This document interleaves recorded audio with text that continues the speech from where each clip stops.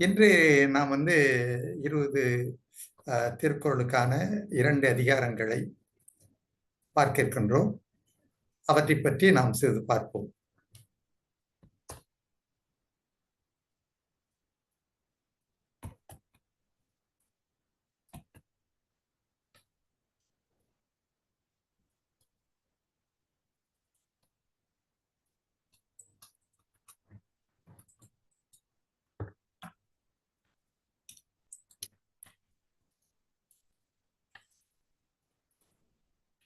அப்படியே கொஞ்சம் இருங்க ஐயா, நான் போயிட்டு வேற ஒன்று மாத்திரத்தை எடுத்து வந்துடுறேங்க ஐயா.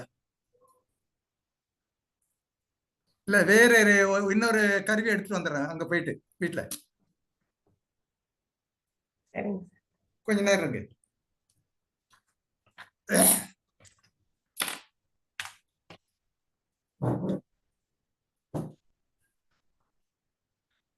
அம்மா உங்களோட தொடர்பு எண் இருந்தா கொடுங்க பாப்போம். என்னோட தொடர்பு எண்ணுங்களா? 012 012 976 974 6 ஓகே 1055. 105 ஆமாங்க சார். 976 105 555 வரும். ரெண்டு. Okay okay. அவங்க நெறியாளர் வருவாங்க, அவங்களே காணோம். துர்கா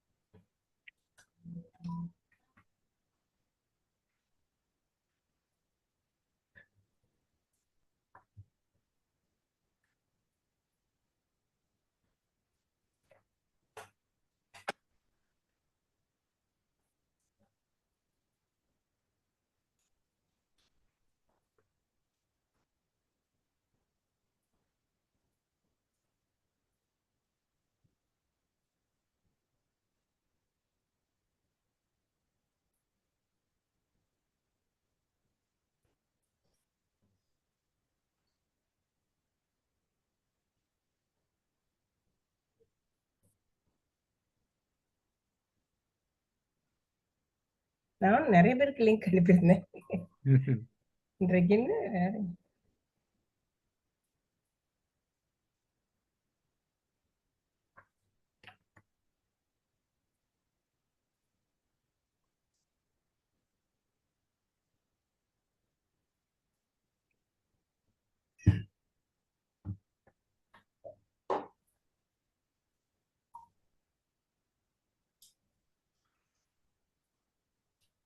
நிகழ்ச்சி துவங்கிடுச்சு. வாங்க, திருக்குறள் நிகழ்ச்சி ஓடிட்டு இருக்குது கிளாஸு. இதுல உள்ள அந்த ஐடி, மீட்டிங் ஐடி போட்டு போஸ்ட் கார்டு போட்டு வந்துருங்க.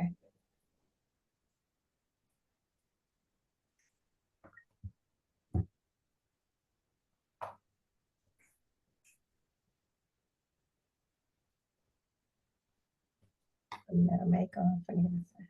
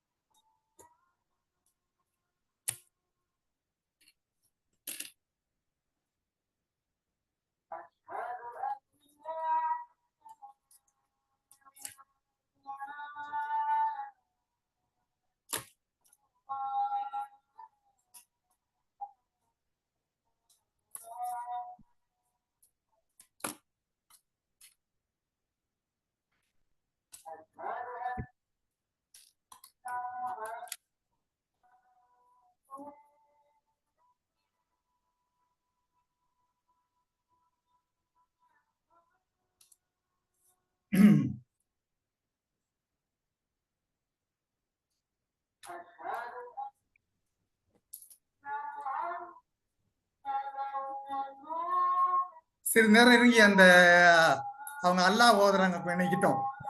சத்தம் அதிகமா இருக்கு. ஆமா, ரொம்ப சத்தமா இருக்கு. நம்ம வீட்டுக்கு அடுத்த தெருவுல தான் அது இருக்கு. ஓ, ஓகே.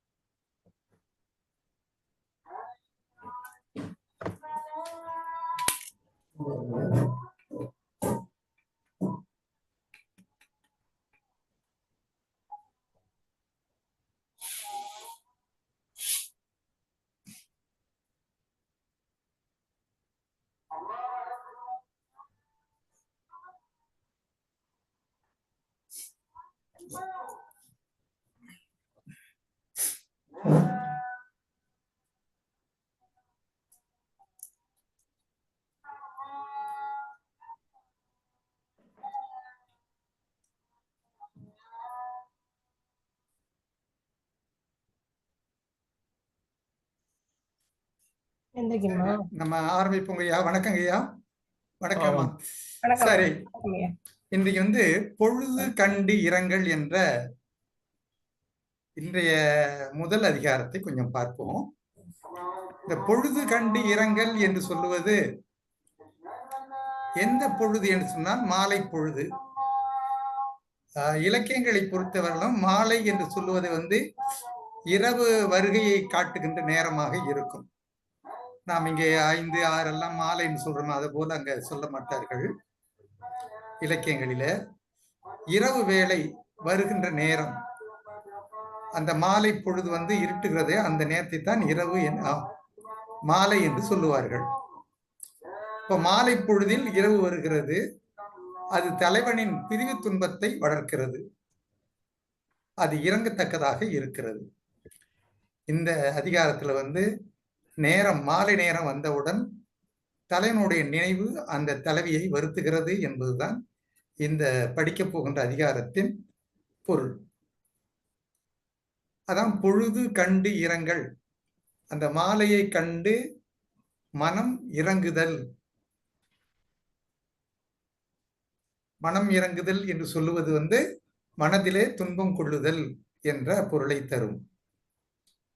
பாருங்க, மாலையோ அல்லை மணந்தார் உயிருண்ணும் வேலை நீ வாழி பொழுது என்று இந்த திருக்குறள் கூறுகிறது. ஆக இந்த மாலை நேரம் வருகின்றது. அந்த மாலை நேரம் நீ மாலை நேரமாக இல்லை. ஏன் இந்த கருத்தை சொல்லுகின்றார்கள் என்றால், இந்த மாலை நேரம் என்ற அந்த இரவு நேரம் என்பது எல்லோருக்கும் ஒரு அமைதியை தருகின்ற நேரம். அதுதான் நம்முடைய உழைப்புக்காரெல்லாம் ஓய்வை தந்து நம்மை உறங்க செய்கின்ற நேரம். அப்படிப்பட்ட ஒரு நல்ல மாலை பொழுதாக, இரவு பொழுதாக இருக்கின்ற நீ மாலையே அல்ல, நீ இரவே அல்ல. ஏன் எனில் அவள் விளக்குகிறார், மணந்தார் உயிர் உண்ணும், என்னை மனம் செய்து கொண்டவருடைய எண்ணத்தின் காரணமாக என் உயிரை உண்ணுகின்ற வேலை நீ வாழி பொழுது. அந்த உயிரை பறிக்கின்ற நம்முடைய ஈட்டி அவள் பாய்ச்சுகின்றார்கள். அப்ப ஈட்டியை பாய்ச்சுகின்ற பொழுது அது உயிரை பறிக்கின்ற மாதிரி இருக்கிறது. மாலை பொழுது என்று இங்கே சொல்லுகின்றார்கள். மாலை பொழுதே நீ வாழ்க. கூடி மகிழ்ந்திருந்த எங்கள் இருவரை பிரித்து என் உயிரை பறிக்கும் கூறிய ஈட்டியாகின்றாயே என்று அந்த மாலை பொழுதே தொடக்கத்தில் அவர் வைகின்றார். இரண்டாவது திருக்குறளை பார்ப்போம். புன் கண்ணை வாழி மருள் மாலை எம் கேள்போல் வன்கண் அதோ நின் துணை. ஆக நானும் உறங்காமல் இருக்கின்றேன், நீயும் உறங்காமல் இருக்கின்றாய். நான் என் தலைவனை எண்ணி உறங்காமல் இருக்கின்றாய், நீயும் உறங்காமல் தான் இருக்கின்றாய். அதனால் நீயும் நானும் ஒரே தன்மையில் தான் இருக்கின்றோம் என்று அந்த இரவு நேரத்தை அவள் சொல்லுகின்றாள். ஏனென்று சொன்னால் அவங்க அந்த இரவு நேரம் வருகின்ற பொழுது இவள் வருந்துகின்றாள். இரவு நேரம் வருகின்ற பொழுது அந்த இரவு நேரம் தொடர்ந்து நடைபெற்றுக் கொண்டிருக்கின்றது. அதனால புன் கண்ணை வாழி மருள் மாலை என்று சொல்கின்றார்கள். ஆக கண்ணிலிருந்து கண்ணீர் வருகின்ற அடிப்படையிலே வருகின்ற மருள் மாலை என்றால் மயக்கம் தருகின்ற மாலை, அதாவது மயங்கி வருகின்ற மாலை என்ற பொருளை தரும். அதாவது பகலை விட்டு இரவி நாடி வருகின்ற அந்த வரவு மயக்கம் தருகின்ற தன்மையை கொண்டது. எம் கேள் என்று சொல்வது என்னுடைய துணைவர். கேள் என்றால் உறவு என்ற பொருளை தரும். வன்கண்ணதோ நின் துணை, என்னை போல நீயும் தூங்காமல் விழித்திருக்கின்றாயே. அந்த இரவு நேரத்தை சொல்றாங்க, விழித்திருக்கின்றாயே, என்னை போல என் துணைவர் போல உன்னுடைய துணைவரும் இரக்கம் இல்லாதவர் போலும். வன்கண்ணர் என்று சொன்னால் அவர் துன்பம் தருகின்றவர் என்ற பொருளை தரும். ஒளிமயங்கிய மாலை பொழுதே நீ வாழ்க. நீயும் என்னை போல் துன்பப்படுகிறாயே, உன் துணையும் என் துணை போல இரக்கமற்றதோ என்று அவள் வினா தொடுக்கின்றாள். இது கற்பனை நயத்தில, இலக்கியத்தில் இருக்கின்ற கற்பனைகள் இப்படியெல்லாம் வரும். அந்த கற்பனையில இவளுடைய துன்பமும் இரவு நேரம் இயற்கையாக வரக்கூடிய ஒன்று. ஆனால் அதையும் தன்னுடைய துன்பத்தோடு சமப்படுத்தி கொண்டு தன் கருத்தை அவள் சொல்லுகின்றாள். ஆக என்னை போல நீயும் வருந்துகின்றாய், இரவெல்லாம் விழித்துக் கொண்டிருக்கின்றாய், பகல் நேரத்தில் தான் நீ மறைவாய் என்பதை இங்கே எடுத்து சொல்லுவது. மூன்றாவது திருக்குறள். மாலை மூன்றாவது திருக்குறள். பணி அரும்பி பைதல் கொள் மாலை துணி அரும்பி துன்பம் வளர வரும். பனி தோன்றிய பசலை படர்ந்த மாலை பொழுது. பசலை என்பது கண்ணுக்கு புறன்பார்ந்த அங்க பெய்கின்ற அந்த பனியை சொல்லுவார்கள். பனி தோன்றிய பசலை. பசலை என்பது இலக்கியத்திலே ஒரு நோய். அதாவது உடலும் உள்ளமும் ஒன்றாக வருந்துகின்ற ஒரு நோய். அந்த நோய் முதல்ல மன அடிப்படையிலே வரும், அதன் பிறகு உடல் அடிப்படையிலே அது வெளிப்படும். அந்த பசலை படர்ந்த மாலை பொழுதே, பனி வீழ்ந்து கொண்டிருக்கின்ற மாலை பொழுதே, உன் வருகை என் துன்பத்தை மேலும் வளரும்படி செய்கிறதே என்று சொல்கிறார்கள். அந்த மாலை பொழுது என்னுடைய துன்பத்தையும் அது வளரும்படி செய்கிறது என்று அவள் சொல்கின்றார்கள். பனி அரும்பி பைதல்குள் மாலை துணி அரும்பி துன்பம் வளர வளரும். ஆக துன்பம் வளர்வதற்கேற்றவாறு அந்த மாலை பொழுது வருகிறது என்பதை இந்த திருக்குறள் நமக்கு எடுத்து காட்டுகிறது. நான்காவது திருக்குறள். காதலர் இல்வழி மாலை கொலைக்களத்து ஏதிலார் போல வரும். காதலர் இப்பொழுது இல்லை, அவர் இல்லாத பொழுது வருகின்ற இரவு நேரமே, மாலை பொழுதே, நீ கொலைக்களத்திலே இருக்கின்ற பகைவர் போல மறைந்திருந்து என்னை தாக்க வருகின்றாயே என்று சொல்வதாக அமையும். மாலை நேரம் என் உயிர் எடுக்கிறது என்று சொல்கிறார்கள். காதலர் எல்லா நேரத்தில் கொலைக்களத்தில் பகைவர் வருவது போல் மாலை நேரம் என் உயிரை எடுக்கிறது என்று சொல்லுகின்றார். அடுத்து 5வது திருக்குறள். காலைக்கு செய்த நன்று என்கொள், எவன்கொள் யான் மாலைக்கு செய்த பகை. காலை நேரம், மாலை பொழுது, இந்த 2 நேரத்தை அந்த அம்மா எடுத்துக்கிறாங்க. மாலை நேரம் தனக்கு பகையாக இருக்குதுன்னு சொல்றாங்க. காலை எனக்கு நன்மை செய்கிறது என்று சொல்லுகின்றார்கள். காலைக்கு செய்த நன்று என்கொள், நான் இந்த காலை நேரத்துக்கு செய்த நன்மை என்ன, எனக்கு நல்லதை செய்கின்றாயே என்று சொல்லுவது. எவன்கொள், எதன் காரணத்தாக? மாலைக்கு செய்த பகை, மாலை நேரம் எனக்கு செய்த பகை என்று சொல்லுகின்றார்கள். எப்பொழுதுமே நம்முடைய சிந்தனைகள் அல்லது மனத்துன்பங்களை பொறுத்து எடுத்துக்கலாம். நல்ல உறக்கத்தை பற்றி நாம் சொல்லல, இங்கே உறக்கமில்லாமல் இருக்கின்ற மனத்துன்பங்கள், அந்த மனத்துன்பங்கள் நம்மை தொடர்ந்து வருத்தி கொண்டிருக்கும் இரவு நேரத்திலே.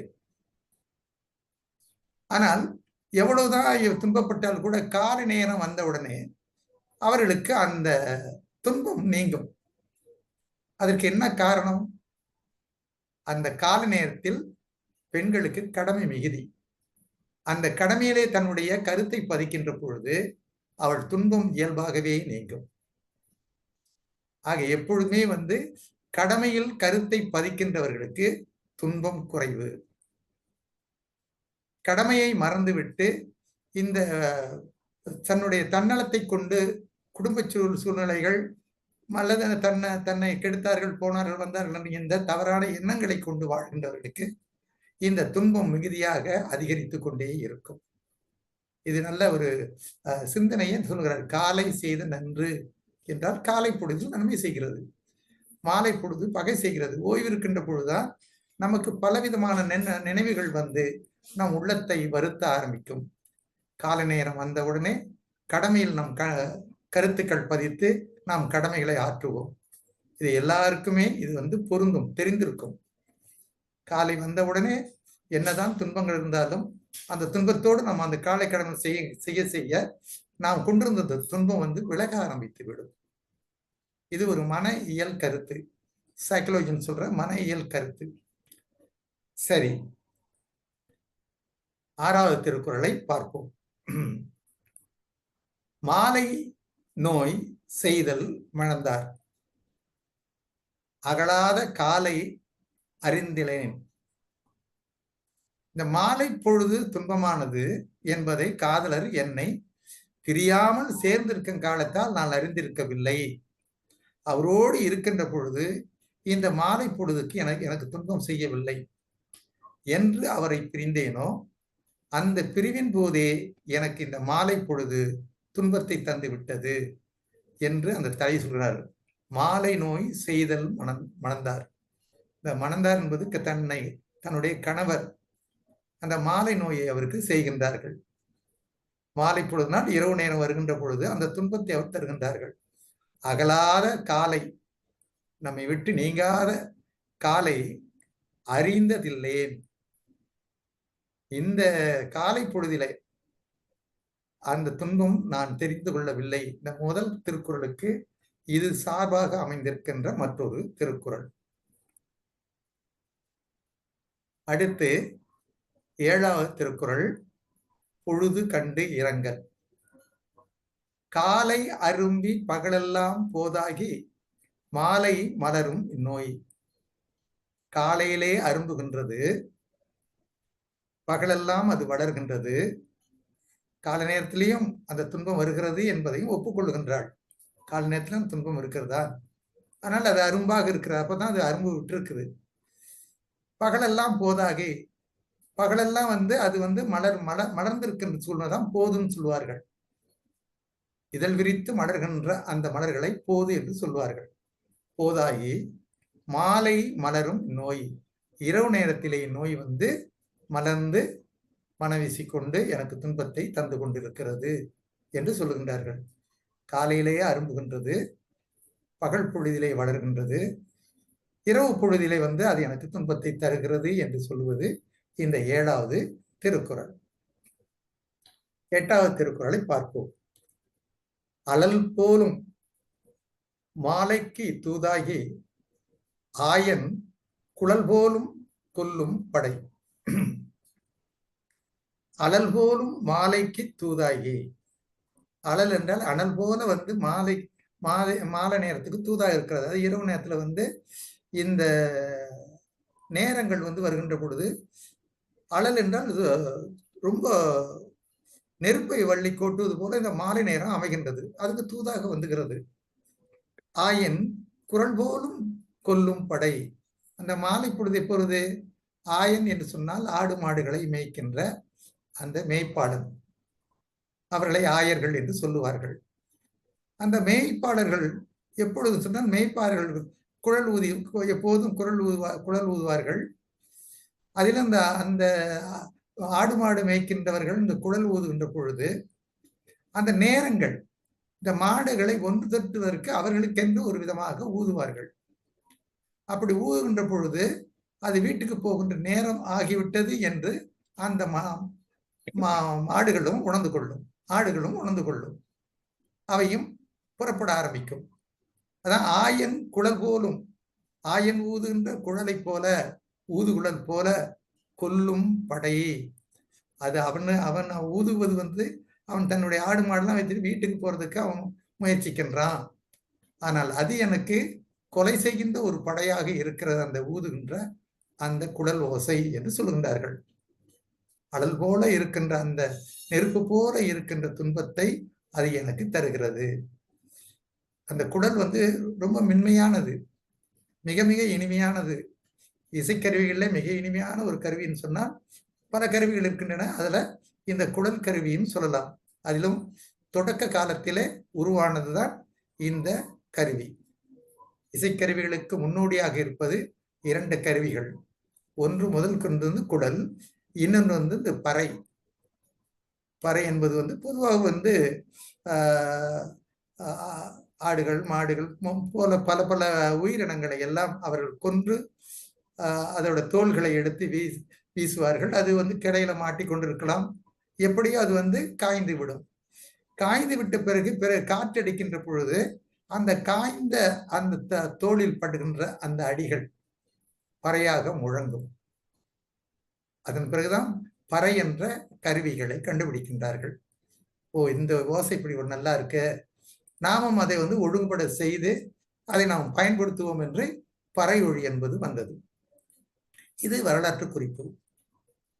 அதான் ஆயன் இனிய குரலோசை நெருப்பாய் மாலை பொழுதற்கு தூதாக வருகிறது. தூதுன்னு சொன்னால் இவன் கற்பனை பண்றார், அந்த மாலை பொழுது வந்து அந்த துன்பத்தை எனக்கு தருவதற்கு தூதாக வருகிறது, அது என்னை வருத்தி கொள்ளும் படை கொலை கருவியாகின்றது என்று அவள் சொல்லுகின்றார்கள். சரி, 9வது திருக்குறளை பார்ப்போம்.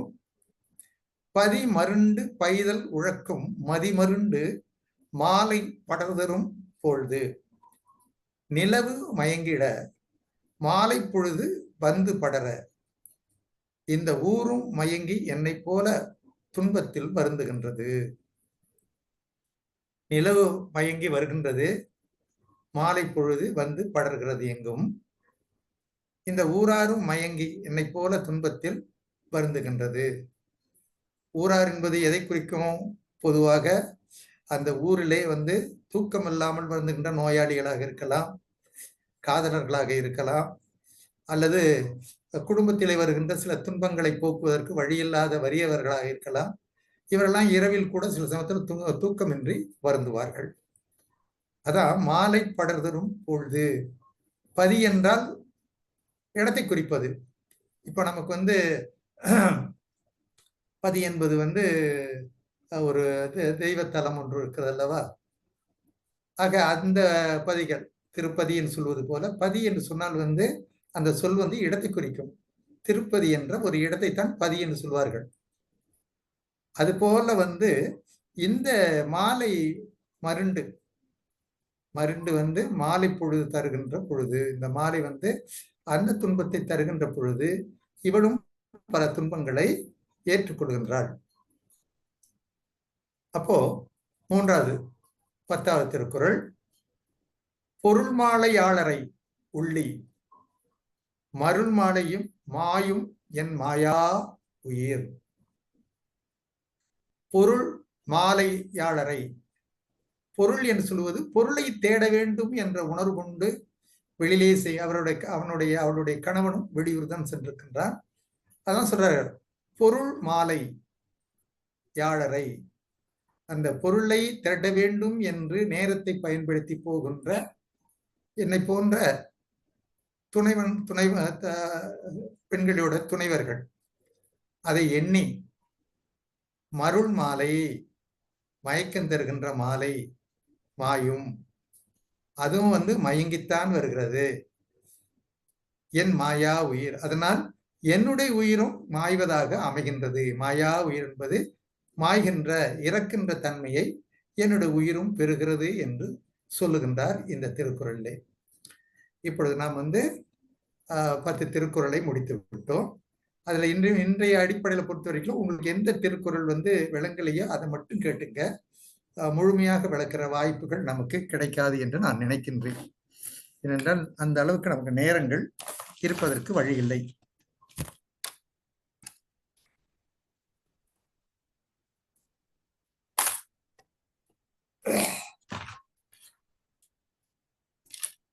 ஆமா, இன்னும் ஏறத்தாழ 20 நிமிடங்கள் தான் இருக்கின்றன. சரி, அடுத்து 31வது பாடல், 1231வது பாடல், 2வது அதிகாரம், உறுப்பு நலன் அழிதல். உறுப்பு நலன் அழிதல் என்பது வந்து தோல், கண் போன்ற உறுப்புகளின் நலன் அழிதல். ஒரு தலைவன் தன்னை பிரிந்து விட்டால் அவருடைய தோலும் வந்து எப்படி அது வந்து அழிதுன்னு சொல்றாங்க. அவளுக்கு உடல் மன துன்பங்கள் ஏற்படுகின்ற பொழுது அந்த உடம்பு வந்து தேய ஆரம்பிக்கும், அதாவது இளைக்க ஆரம்பிக்கும். அப்ப தோல் அந்த இடத்துல வந்து இழைக்கின்ற பொழுது அவருடைய உடம்பும் இழைக்கிறது. ஆக முதல்ல எப்பொழுதுமே தோல் பட்டைகள் தான், கைதான் ஒரு மனிதனுடைய அந்த இரத்த ஓட்டங்கள்ல அடிப்படையில் பார்க்கும் பொழுது அந்த கைதான் முதல்ல வந்து அந்த தன்னுடைய ஆற்றலை இழக்கும். அந்த தோல் அந்த ஆற்றலை இழக்கின்ற பொழுது அதற்கு தனக்கு அந்த காலத்துல வந்து தோல் தான் வந்து ஆண்களுக்கெல்லாம் மிகச்சிறந்த ஒன்றாக இருந்தது. வலுவுள்ளவர்களை காட்டுவதற்கு தோல் நன்றாக இருந்தது. இந்த காலத்தில் உள்ள தோள்கள் நீ பார்க்க முடியாது. இந்த காலத்துல ஒரு சிலரோட இந்த உடற்பயிற்சிகளை நன்றாக செய்கின்றவர்கள், இந்த ஜிம்முக்கு போறவங்க, இப்படி போன்றவர்களுடைய தோள்கள் கொண்டு நன்றாக இருப்பதை பார்க்கலாம். மற்ற ஆண்களுடைய தோள்களை நாம் பார்ப்பதற்கான வாய்ப்புகள் மிக குறைவு. அடுத்து கண். இந்த கண் என்று சொல்லும்போது வந்து சோர்வடைந்து விடும். துன்பங்கள் உடலில் தாக்குகின்ற பொழுது, உடல் நழுகின்ற பொழுது கண் இயல்பாகவே சோர்ந்து விடும். அங்கே பார்வை மங்கியது போல தோன்றும். இது போன்ற நம்முடைய ஒவ்வொரு உறுப்பும் சொல்றாங்க. இந்த நாம படிக்க போறதுல வந்து இந்த 2 மட்டும்தான் பொதுவாக எடுத்து காட்டுகின்றார்கள்.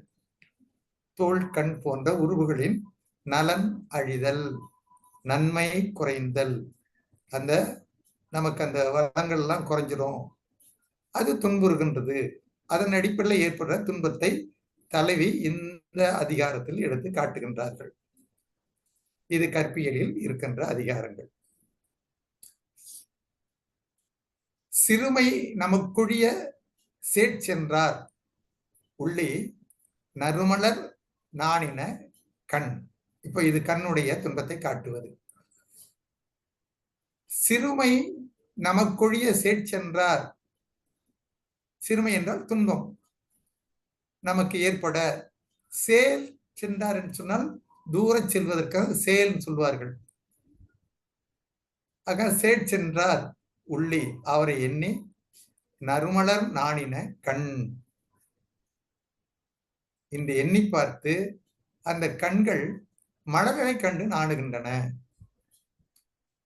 தலைவன் சென்று விட்டான். இந்த கண்கள் வந்து சோர்கின்றன. சோர்கின்ற பொழுது அதைத்தான் நமக்கு கொழியன்னு சொல்லும்போது நமக்கு சோர்வை தந்து, கண்களின் சோர்வை தந்து அவர் துன்ப தூரத்தை சென்று விட்டார் என்பது பொருள். உள்ளி நறுமலர் நாணின கண். அதை எண்ணி இந்த கண்கள் என்ன செய்கின்றது? நல்ல அழகான மலர்கள் மலர்ந்திருக்கின்றன. அந்த மலர்களை பார்ப்பதற்கு இந்த கண்கள் நாணுகின்றன. நாணின கண் நாணுகின்றன. ஏனென்றால் அவளுடைய கண் அழகான கண். இன்று கணவன் சென்ற பிரிவினால் வந்து அந்த கண்ணின் அழகு கட்டிவிட்டது. இவள் அந்த மலர்களை பார்ப்பதற்கு அவள் நாணுகின்றாள் என்று சொல்லுவது இது.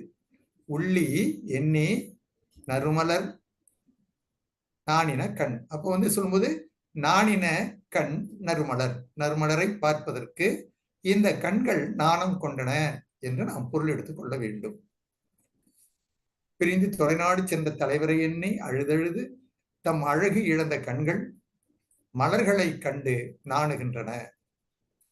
ஏனென்றால் அவை இவ்வளவு அழகாக இருக்கின்றன, என்னுடைய கண்கள் அதை பார்ப்பதற்கு நாணுகின்றன என்று சொல்லுவது. அழகிழந்த கண்கள் என்று சொல்லுவது. நயந்தவர் நல்காமை சொல்லுவர் போலும் பசந்து பணிவரும் கண்கள். இப்ப வந்து பசலை படர்ந்து நீர் சொரியும் கண்கள். பசலை என்பது வந்து காதலர் பிரிவால் வருந்துகின்றவர்களுக்கு ஏற்படுகின்ற சோர்வு.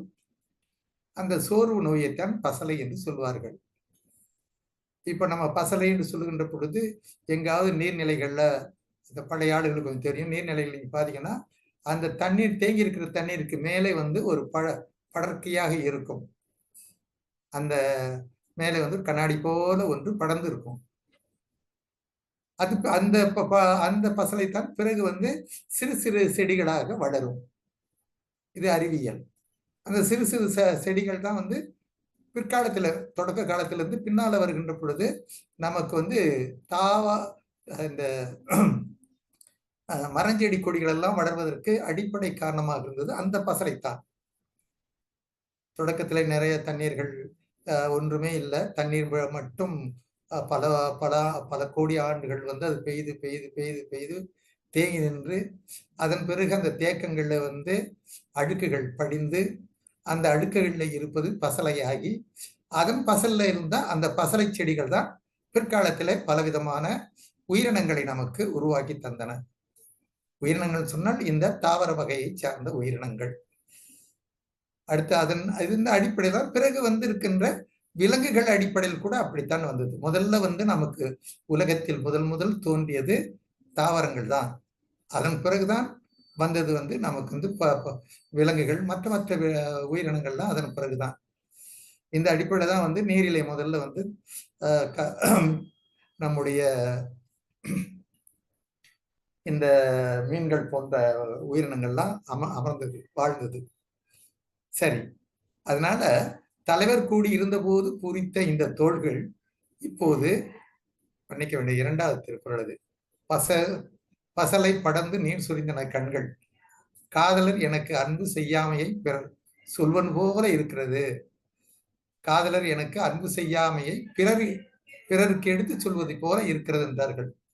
ஆக இப்ப கண்கள் வந்து சோறுகின்ற பொழுது, அவள் ஒரு நோய் பிடித்திருக்கும் பொழுது, அவள் துன்பத்துக்கு ஆட்பட்டிருக்கின்றாள் என்ற ஒரு செய்தியை அவளுடைய கண்கள் மற்றவர்களுக்கு எடுத்து சொல்லுகின்றன என்று, இது காதலரால் வந்தது என்று சொல்லுகின்றன. மூன்றாவது திருக்குறள். தனந்தமை சால அறிவிப்ப போலும் மணந்தனால் வீங்கிய தோள். தலைவர் கூடியிருந்த போது பூரித்திருந்த தோள்கள் இப்போது அவர் பிரிவை ஊருக்கு சொல்வது போல மெழிந்து இருக்கின்றன. மேலே உள்ள திருக்குறளையும் இதோடு இணைத்துக் கொள்ளலாம். அவருடைய தோள்கள் வந்து மெலிந்திருக்கின்றன. நான் முன்பு சொன்னது போல சோறு வந்து விட்டால் தோள்கள் மெலியும். கூழு அவர் சேர்ந்திருக்கும் போது செழித்திருந்தது தோள்கள். இப்பொழுது அவருடைய பிரிவை ஊருக்கு சொல்வது போல மெலிந்திருக்கிறது. இதன் மூலம் வந்து அவள் துன்பத்தை ஊருக்கு அது அறிவிக்கின்றது என்பதாக இந்த 3வது திருக்குறள் இருக்கிறது. மீண்டும் நான் அதிநேரங்களை எடுத்துக்கொள்வதற்கு வாய்ப்பில்லை. இப்பொழுது 4வது திருக்குறளை எடுத்து போவோம். பனை நீங்கி பைந்தொடில் சோறும் துணை நீங்கி தொல்காவின் வாடிய தோள். மீண்டும் தோளைத்தான் சொல்லுகின்றாள். இப்ப பெரும்பாலும் அவர் வந்து அடுத்த வருகிறதெல்லாம் தோல் தான் வரும். துணைவர் பிரிவால் முன்னம் அழுகுகட வாடிய தோள்கள் இன்று மெலிந்து வளையல்கள் கடலை செய்கின்றன. இது ரொம்ப நுட்பமாக நாம் வந்து உடல்நிலையை கவனிக்க வேண்டிய ஒன்று. கையிலிருந்து போட்டிருந்த வளையல்கள் எப்படி கடலும் என்று நாம் தோன்றலாம். என்னத்தான் துன்பம் வந்து வாடி இருந்தாலும் கைகள் வளையல் கடலாதே என்ற உணர்வும் ஏற்படலாம். கையில் இருந்த வளையல்கள் கடலுகின்றன. அப்ப கடலுகின்ற அடிப்படையிலே இருக்கின்றத ரொம்ப மெலிந்து கீழே கடலுகின்ற அடிப்படையில் வருகிறது கூட வைத்துக் கொள்ளலாம். தோள்கள் இன்றும் மெலிந்து வளையல்கள் கடலை செய்கின்றன. வளையல்கள் வந்து விழுகின்ற அடிப்படையிலே அது இருக்கிறது சொன்னால் அவ்வளவு மெலிவை அவளுடைய உடல் அமைந்து விட்டது. அவ்வளவு மெலிய அவள் உடல் வந்து அமைந்து விட்டது. அதனால் கை வளையல் கூட கலர்கின்றன. அப்ப தோள் என்பது சுருங்குகின்ற பொழுது கைகளும் சுருங்கும். கைகள் சுருங்குகின்ற பொழுது அதன் வழி, ஏனென்றால் பெண்கள் அந்த காலத்துல கொஞ்சம் செழிப்பாக வாழ்ந்த பெண்களுடைய கைகள் எல்லாம் வந்து நல்ல கட்டைகள் போல உருளையாக இருக்கும். ஒரு தலைவிக்குன்னு சொன்னால் அந்த அடிப்படை தான் கொண்டு வந்திருப்பார்கள். அப்ப அவளுடைய கைகள் இவள் தலைவன் பிரிந்து விட்ட பிறகு அவள் துன்பத்தால் சோர்கின்ற பொழுது அந்த அவைகள் வந்து கடல ஆரம்பிக்கின்றன என்பதை இந்த திருக்குறள் சொல்லுகின்றது. தொடியோடு தோல் நிகழ நோவல் அவரை கொடியர் என கூறல் நொந்து. தோள்கள் மெழுகின்றன, கைவளைகள் கலர்கின்றன என்பது கடந்து பார்த்தோம். இவற்றை காணுகின்றவர் என்ன செய்யறாங்க? காதலர் ரொம்ப கொடியவர், இவளை இப்படிப்பட்ட துன்பத்தில் தள்ளிவிட்டு அவர் போய்விட்டார் என்று கூறுகிறது. அதான் சொல்லுது, தொடி என்றால் வந்து வளையல்கள். தோல் நெகிழ்கின்ற பொழுது அவையும் நெகிழ்கின்றன. அவர் கொடியவர், இவளுக்கு இவ்வளவு நலிவை தந்திருக்கின்றார் என்று கூறல் நொந்து. அப்போ என்னை வருத்துகிறது, அது அவளை வருத்துகின்றது. எது வருத்துகிறது? காதலரை கொடியவர் என்று ஊரார் பழிப்பதை எண்ணி அவள் வருந்துகின்றாள் என்று அந்த திருக்குறள் 6வது திருக்குறள் சொல்கிறது. அடுத்து 7வது திருக்குறளை பார்ப்போம். பாடு பெருதியோ நெஞ்சே கொடியார்கண் வாடுதோள் பூசல் உரைத்து. நெஞ்சே, என் வாடிய தோள்கள் கண்டு ஊரார் தூற்றுவதை நீ காதலருக்கு உரைப்பாயாக. அதனால் நீ பெருமை பெறுவாயாக. இங்கே தோள்களை பற்றி பேசுகிறார். ஆனால் தோள்களுக்கு அவள் தூது அனுப்புகின்றாள். யாரை தூது அனுப்புகின்றாள்? தன்னுடைய நெஞ்சையே அவளுக்கு தூதாக அனுப்புகின்றார். சொல்லுகின்றாள், நெஞ்சே, என் வாடிய தோள்களை கண்டு ஊரார் தூற்றுவதை நீ காதலருக்கு உரைப்பாயாக. அதனால் நீ பெருமை பெறுவாயாக. அதனால் இவளை பற்றிய செய்தி காதலருக்கு தெரிந்துவிடும். அது அவர் காதலை பற்றி அவன் நினைத்திருப்பது எண்ணி இவள் பெருமை படுவார். அதனால் அந்த பெருமை பெறுவாயாக, அது உனக்கும் நான் பெருமை செய்வதாக இருக்கும் என்று சொல்லுகின்றாள். நெஞ்சுக்கு தூது அனுப்பியது. தோள்கள் வந்து வாடி இருக்க ஊரார் தூற்றுவதை கண்டு அந்த ஊராருக்கு வந்து தலைவனை பற்றி சொல்ல வேண்டும் என்பதற்கு இந்த நெஞ்சை தூதாக அனுப்புகின்றார். 8வது திருக்குறள். முயங்கிய கைவளை ஊக்க பசர்ந்து பைந்தொடி பேதை நுதல். நுதல் என்பது வந்து நெற்றி. தலைவரை தழுவிய கைகளை சிறிது தழைத்து விட்ட உடனே வளையல் அணிந்த என் காதலி நெற்றியில் பசலை படிந்ததுவே என்று தலைவன் சொல்கின்றான். இவன் தலைவன் இருக்கின்ற பொழுது இவன் ஊர், அதாவது வெளியூருக்கு போவதற்கான செய்தியை சொல்ல வேண்டும். ஆக அந்த செய்தியை வந்து அவளோடு சேர்ந்திருக்கின்ற பொழுது அவன் சொல்லுகின்றான். சொல்லிக் கொண்டிருக்கின்ற பொழுதே, அப்படி சொல்லுகின்ற பொழுதே அவனோடு மகிழ்ச்சியாக இருந்த அந்த தலைவி அவளுடைய கைகள் தளர்கின்றன. அவனை பிடித்திருந்த பிடியை அவள் விடுகின்றாள். அப்பொழுது அவள் நெற்றியில் வந்து பசலை வந்து படுகின்றது. அந்த துன்பத்தை அவள் இங்கே எடுத்து சொல்கின்றார்கள். முயங்கிய கைகளை ஊக்க பசைந்தது பைந்தொடி பேதை நுதல். நுதல் என்பது நெற்றி. அந்த நெற்றியில் படிந்த இந்த பசலை இருக்கிறதே, அதாவது சோர்வை தடுகின்ற பொழுது அந்த தோளிலே ஏற்படுகின்ற ஒரு மாற்றம், அதுதான் பசலை. அது படுகின்றதே என்று சொல்லுகின்றார்கள். அடுத்து நாம் திருக்குறள் போவோம். நமக்கு நேரங்கள் ஓடுகிறது. 2 திருக்குறள் இருக்கிறது. முயங்கி கிடை தன் வழி போழ பசப்புற்ற பேதை பெருமழை கண் இருவர் தழுவலின் இடையில் குளிர்காற்று நுழைந்திட.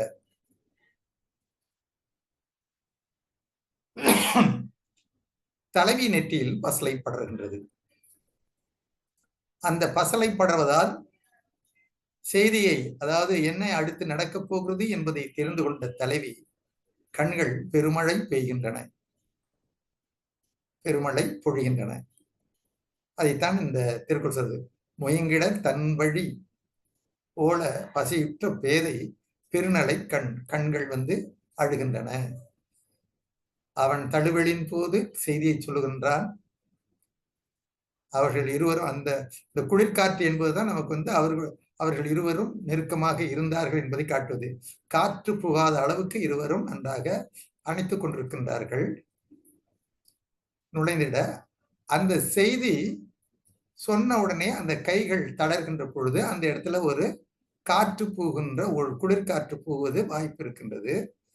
அந்த குளிர்காற்று பூந்த உடனே, அதாவது செய்தி போய் தெரிந்த உடனே அவளுடைய நெற்றியில் அந்த பசலை படர்கின்றது, கண்கள் அழுகின்றன. இது இந்த திருக்குறள். இது போல இதுக்கான விளக்கங்களை இலக்கிய நயங்களோடு சொல்வதற்கு இப்பொழுது நமக்கு நேரம் கிடைக்காது. ஓரளவுதான். 10வது திருக்குறள் வந்து விட்டோம். கண்ணின் பசப்போ பருவரல் எய்தின்றே ஒண்ணுதல் செய்தது கண்டு.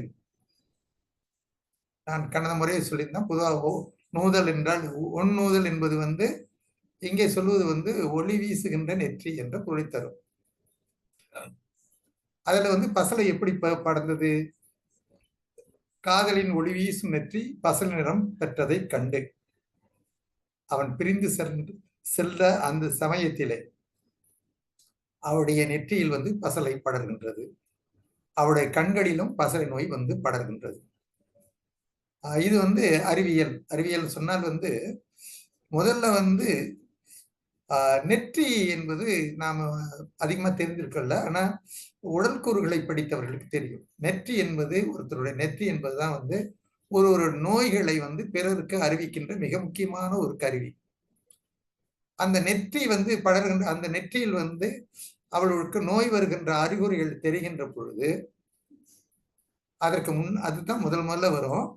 அது வந்த பிறகுதான் பசலை நிறம் பெற்றது கண்டு, அதுல பசலை நிறம் வந்துருச்சுன்னு சொல்லும் பொழுது இரண்டாவது அவளுடைய கண்களிலும் பசலை நோய் வந்து படர்கின்றது. அதன் பிறகு அந்த நெற்றில் இருக்கின்ற அந்த நோய் கூறுகள் தான் மீண்டும் கண்ணுக்கு வருகிறது.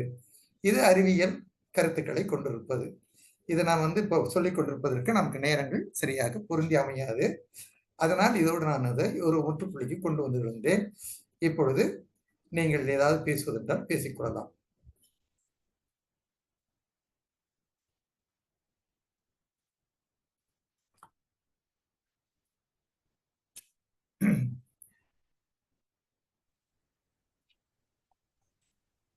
சாந்தாம்மா, என்ன என்ன மௌனமாக இருக்கிறீர்கள்? இல்ல, ஏன் மறுபடியும் நீங்கள் அதை இந்த என்ன? அனைத்து குரல்பாக்களையும் மறுபடியும் வந்து அதுக்கு இன்றைக்கு ஐயாவுக்கு நேரம் இல்லை என்று சொன்னாரு. ஐயாவுக்கு நேரம் இருக்கலன்றது இல்ல, உங்களுக்கு கேட்கறதுக்கான நேரங்கள் எப்படி இருக்கு எனக்கு தெரியாது. ஐயாவுக்கு நேரம் வச்சுப்பாரு. ஏன்னா இப்ப உங்களுக்கு வந்து நம்ம 9 மணிக்கு முடிக்கிற சமயம். சரி, அதுக்காக வேகமா ஓடி வந்தேன், முடிச்சிட்டேன்.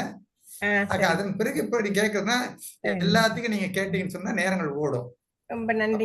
எது எது நமக்கு வந்து சிக்கலை ஏற்படுத்தியது? நீங்க எப்போ ஐயா வந்தீங்க? நான் ஒரு வேலைய மூழ்கிட்டு 1/2 மணி நேரம் கழிச்சு 1/2 மணி நேரத்துக்கு முன்னாலே வந்துட்டேன். சரி சரி சரி, நல்லது. அந்த முதல் 10 குறள்கள் முடிந்து நீங்க தொடங்குனீங்கல்ல 2வது அதிகாரம், அதுக்கு வந்துட்டேன். சரி சரி சரி சரி சரி, நன்றிங்க சார், அனைவருக்கும் நன்றி. வந்த உடனேயே இந்த வள்ளுவருடைய திருக்குறள் எல்லாம் ரசித்து ரசித்து தான் கேட்க முடிகிறது. இதையெல்லாம் இன்னும் இள வயதிலேயே கேட்டிருக்க வேண்டுமோ என்று கூட எண்ணம் ஓடுகிறது. இல்ல, கண்டிப்பா இதெல்லாம் வந்து வயது முதிர்ந்த காலத்தை விட இளையோர்கள் வருகின்ற பொழுது இதுல வந்து பார்க்கின்ற பொழுது என்னன்னு சொன்னா, நான் தொடக்கத்திலே உங்களுக்கு சொல்லிக்கிறேன், பெண்கள் படுகிற துன்பங்கள் அதை ஆண்கள் உணர வேண்டும். இப்ப நீ வெளியில போயிட்டா கூட வீட்டை பத்தி உங்களுக்கு நினைவு ரொம்ப குறைவா இருக்கும். அது வீட்டுக்கு உள்ளவங்களுக்கு அப்படி அல்ல, நீங்க போனீங்க எங்க போனீங்க எப்படி இருக்கிறீங்கன்றது அந்த நினைப்புல இருப்பாங்க. ஆமா ஆமா, மிகச்சிறந்த ஒரு பாச பிணைப்பை, இணைப்பை, தம்பதிகள் மத்தியிலே ஒரு நெருக்கத்தை உருவாக்குகிறது. நிச்சயமாக அதுல மாறுபட்ட கருத்து இல்லை. திருவள்ளுவரோட நோக்கம் அதுதான். அதாவது பெண்கள் படுகின்ற துன்பத்தை ஆண்கள் உணர வேண்டும்.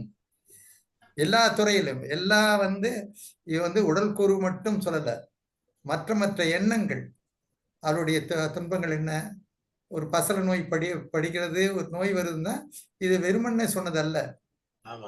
அவளுடைய எத்தனை கல் தொலைவுக்கு அப்பால் வந்து கணவன் சென்றிருக்கிறான் என்று தெரிந்து கொள்ளும் பொழுது அவன் எப்படி இருக்கின்றான் என்பதும் தெரிந்து கொள்ளாத நிலைகள், அப்படிப்பட்ட ஒரு சூழல். ஆகவே உள்ளபடியே தம்பதியர் எல்லாம் உட்கார்ந்து திருக்குறளை எடுத்து இந்த இன்பத்து பாலை அமர்ந்து படித்தால் அவர்களிடம் இன்னும் நெருக்கம் ஏற்படும். ஆசிரியர் ராஜகோபால் ஐயா சொல்லுவது என்னவென்றால், ஒரு பெண் ஒரு ஆணை வந்து திருமணம் செய்து அவள் வந்து அவளுடைய இல்லத்தை விட்டு இன்னொரு இல்லத்துக்கு வந்து புகுந்து அந்த புகுந்த வீட்டில் அவள் அனைத்து பாரங்களையும் சுமத்து கொண்டு அதனுடன் அந்த குடும்ப பாரத்தையும் சுமந்து அந்த வெற்றி நடை போடுவதுதான் அந்த பெண்ணுக்கு ரொம்ப சிறப்புங்க சார். அந்த பெண்மணிகளை வந்து நம்ம வாழ்த்தணும். நம்ம நன்றி அம்மா. நம்ம ராஜகோபால் ஐயா ஆசிரியர் அவர்கள் ஒரு சில வார்த்தைகள் சொல்ல நாம் இந்த நிகழ்ச்சியை நாம் இன்று முடிவு செய்யலாம். சார் பேசுங்க சார். அன்மியூட் பண்ணுங்கள். வணக்கம் ஐயா, அனைவருக்கும் வணக்கம். ஒரு 9 பேர் இருக்கும். இப்ப வெற்றிதான் 23வது அதிகாரம். நீங்க 8 மணிக்கு தொடங்கிட்டீங்களா ஐயா நிகழ்ச்சிய? இல்லைங்கய்யா, ஐயா 3 பேர் தான் ஒரு 5 பேர் இருந்தோம், 2 பேர் 3 பேர் இருந்தோம். அப்புறம் பிறகு வந்து நான் வந்து என்னுடைய இது மவுஸ்ன்னு சொல்லுவாங்கல்ல, அது வந்து கோளாறு பண்ணிடுச்சு. அப்புறம் போயிட்டு கீழே இன்னொரு இருந்துச்சு, அதை போய் எடுத்து முடியாது. அதான் நான் சந்தேகப்பட்டேன். ஏன்னா நான் 8:30 மணிக்கு வந்திருப்பாடி நீங்கள் நேரம் இல்லை என்று சொன்னீர்கள். ஏன் நேரம் இல்லாமல் போய்விட்டது? ஒரு கால் சாந்தாமல் தான் நிகழ்ச்சியை தொடங்குவதற்கு தாமதித்து விட்டார் என்று கூட சிந்தித்துக் கொண்டிருந்தேன். நல்லது ஐயா, அதுவும் உண்மைதான். சாந்தாம்மா 8:1க்கு தான் வந்து நுழைந்தேன். வாழ்த்துக்கள். நீங்கள் திருவள்ளுவர் சொன்னதுபடி நடந்து கொள்கிறீர்கள். ஐயா, நீங்கள் உங்கள் கருத்துக்களை சொல்ல இந்த நிகழ்ச்சியை ஒரு நிறைவு செய்யலாம். இன்றைய நிகழ்ச்சி இந்த 123வது அதிகாரம்னு ஆரம்பிச்சேன், அதுக்குள்ள குறுக்கீடு வந்துருச்சு. சொல்லுங்க. அந்த 123வது அதிகாரத்துல எல்லோரும் மாலை பொழுத கண்டு மனம் வருந்தும் ஒரு பெண் அல்லது ஒரு மங்கை, ஒரு அன்பு, ஒரு பாசம் கொண்ட ஒரு பெண், அந்த 10 குறள்களையும் விளக்குறது. மாலை பொழுது வந்த உடனே என்னென்ன துன்பம் அப்படின்னுட்டு. அடுத்தது இந்த 124வது அதிகாரம் வந்து அது மிகவும் சிறப்பா இருக்கு. உடல்ல என்னென்ன பாதிப்புகள் வருகின்றன காதலர் பிரிவால் காதலர் சென்று விட்டால் எப்பொழுது வருவார் அப்படின்னு. தோல், நெற்றி, கை, கையெல்லாம் மெலிந்து போறது, நெற்றி வந்து ஒரு மாதிரியா சுருங்கி போகுது. அந்த சுருங்கி போறதுனால கண்கள் பார்வை வந்து குழி போறது. அதற்கு பிறகு கை வந்து மெலிந்து போகுதல். கை மெலிந்து போறதுனால இந்த வளையல்கள்லாம் வந்து பெருசா இருக்கும், கை சின்னதா இருக்கும். இந்த மாதிரியான உடல் குறைவுகளை வந்து இந்த 10 குறள்களும் விளக்குது. ரொம்ப சிறப்பா வேறு வகையா இந்த குறள்கள் இருக்கு. அதற்கு நீங்க விளக்குன பிறகு ரொம்ப நன்றி ஐயா, ரொம்ப நன்றி. மிகவும் சிறப்பு. அடுத்த வாரம் பார்ப்போமே. நல்லது ஐயா, நன்றி. உங்களுக்கு நன்றி. மற்றபடி இந்த திருக்குறளை எனக்கு வந்து ஒரு நம்பிக்கை இருக்கிறது. அதாவது வள்ளுவர் ஒன்று சொல்லிவிட்டால் அதில் ஆழ்பொருள் நிச்சயமாக நம்முடைய கனிமொழி ஐயா அவர்கள் அடிக்கடி சொல்வார்கள். இந்த திருக்குறளை படித்தால் குடும்ப வாழ்க்கை சிறப்பாக இருக்கும் என்று சொல்வார்கள். இதை வந்து எந்த நோக்கத்திலே நாம் பார்க்கிறோம் என்பது கூட மிக முக்கியம். ஆகவே எல்லாம் சிறப்பு. ஆசிரியர் கனிமொழி ஐயா ஏதாவது சொல்ல விரும்புகிறீர்களா? இல்லைங்க, நீங்க இப்ப சொல்லிருங்க. நான் தான் சொல்லிட்டேன். மிகப்பெரிய நன்றி ஐயா உங்களுக்கு. எவ்வளவோ பாருங்களேன், நானே கூட தொழில் நிமித்தம் ஒரு 1/2 மணி நேரம் உள்ளுக்கு நுழையவே முடியாத அளவுக்கு பிரச்சனைகளை சந்தித்து விட்டு தான், ஆனால் இன்று வீட்டிலே இருக்கிறேன். அதனாலே வந்து விடுகிறேன். ஆகவே நாம் தொடர்ந்து இன்னும் இந்த 1330 குறள்களையும் முடிப்பதற்கு நான் நினைக்கிறேன் இன்னும் இன்னும் எத்தனை வாரங்கள் ஐயா?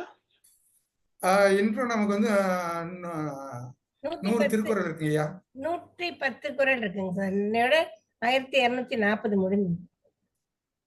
அப்ப இன்னும் எத்தனை வாரங்கள்? அது வந்து 90 குறள் இருக்கு ஐயா. ஓ, இன்னும் 90 குறள் இருக்குன்னவா? சரி. கணக்கு எடுத்துட்டா 6 வாரம் 5 வாரங்கள். 5 வாரங்கள். 6 வாரம் இருக்கு. 6 வாரங்களா? 6 வாரம் சரியா இருக்கும். 6 2 12. ஆமா, சரி. அதை நாம் சிறப்பாக செய்வோம். உள்ளபடியே திருக்குறளை படிப்பது அந்த கொடுத்து வைத்திருக்க வேண்டும், கொடுத்து வேண்டும் சொல்லுவார்களே, அது வந்து நாம் எல்லாம் கொடுத்து வைத்திருக்க வேண்டும். இதை உணராதவர்கள் பல பேர் இங்கு வருவதில்லை, அது வேறு. ஆனால் நாம் எல்லாம் வந்தவர்கள் முக்கியமாக கொடுத்து வைத்திருக்க வேண்டும் என்றே நான் நினைக்கிறேன். ஆனால் இன்னும் ஆழமாக, இன்னும் ஐயாவோடு இணைந்து இந்த திருக்குறள்களை அவர்கள் சொல்ல சொல்ல உள்வாங்கி மகிழ சூழ்நிலை சில நேரத்தில் சரியாக அமைய மாட்டேன் என்கிறது. நல்லது சாந்தாம்மா, நிகழ்ச்சியை நிறைவுக்கு நன்றிங்க சார். இன்று அனைவருக்கும் நன்றி, மீண்டும் நன்றி. நமது தலைவர் வந்து கலந்து கொண்டது இன்னும் சிறப்பு. நன்றிங்க சார். இந்த திருக்குறள் வகுப்பு மிக சிறப்பாக நடைபெற்றது. இதை நமது உரையாசிரியர் கனிமொழி சார் அவர்கள் வகைப்பேசர் நடத்தியது மிக சிறப்பு. டாக்டர் ஆர்ஜி சார் ஐயா அவர்கள் வந்து தற்போது நடைபெற்று கொண்டிருக்கும் வகுப்பினை அலங்கரித்து கொண்டிருப்பது இன்னும் சிறப்பு, மிக சிறப்பும் கூட. நம்ம தலைவர் சகோதரர் ரேக்கோ அண்ணா அவர்கள் கருத்தும் கேள்வியும் உரையும் வழங்குவார்கள் என்று வாருங்கள் சார் என்று கூடும் நினைத்தேன். அவர்கள் சுருக்கமாக முடித்து விட்டார். நன்றி. இதனுடன் நிகழ்ச்சியை நிறைவு செய்வோம். இன்று வருகை தந்துள்ள நல்லுள்ளங்கள் அனைவருக்கும் மிக்க நன்றி. அடுத்த வாரம் வெள்ளிக்கிழமை தங்களது உறவினர்கள், நண்பர்கள், குடும்பத்தினர்கள் வந்து திருக்குறள் வகுப்பை கலந்து சிறப்புங்கள் என்று பணிவன்புடன் கேட்டுக்கொள்கிறோம். நன்றி. வாழ்க வளமுடன். வெற்றி நிச்சயம். நன்றிங்க சார். அனைவருக்கும் மீண்டும் நன்றி. அடுத்த வாரம் நிறைய பேர் அழைத்து வருவோம். நாமெல்லாம் இணைந்து 4 பேரோட பேசி அழைத்து வருவோம். நன்றி. நன்றி சார்.